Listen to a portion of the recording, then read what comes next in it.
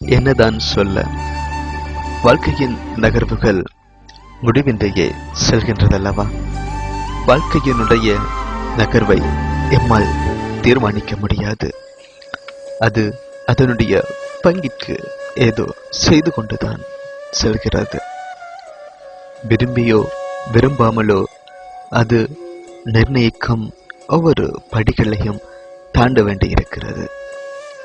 பள்ளி படிப்பை தாண்டிய நமக்கு இப்போது மாணவன் என்ற முத்திரையை கிழித்துவிட்டு இன்னும் ஒரு முத்திரையை பதித்திருக்கிறது.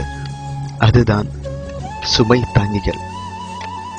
விருப்பு வெறுப்புகள் அற்ற விதத்தில் அம்மாவோடு பழகிய பள்ளி நாட்களில் நண்பனுடன் சேர்ந்து ஊர் சுற்றியதில் அக்கா திட்டியது இன்னும் ஞாபகம் இருக்கிறதல்லவா? எனக்கென்றால் நேற்று தான் நடந்தது போல உள்ளுணர்வில் அவ்வப்போது கசிந்து கொள்கிறது கண்ணீர்.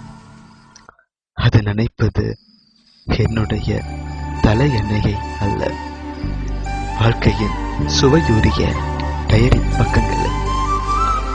நண்பா, இன்று நான் அரபு தேசத்தில் அப்படி என்னதான் சாதித்து விட்டேன் என்று கேட்டாயே, நினைவிருக்கிறதா உனக்கு? எதிர்காலம் என்ற போர்வையில் நீயும் நானும் போட்ட பட்டிமன்றங்கள் இப்போது தங்கைக்காக கட்டப்பட்டு கொண்டிருக்கும் அழகிய வேடம், அப்பாவுக்காக அனுப்பிய புது செல்போனும், ஆசை அம்மா உடுத்துக்கொள்ளும் பட்டு புடவைக்குமாக பணம் என்ற நாகரிகத்திற்கு இளமையை விதைத்துக் கொண்டிருக்கிறேன்டா. நண்பா, என்னை போன்ற ஒவ்வொரு இளைஞனும் சாதனையாளன். இலட்சியங்களே இல்லை நமக்கு. ஆனாலும் கூட இன்னும் பறந்து கொண்டுதான் இருக்கிறோம்.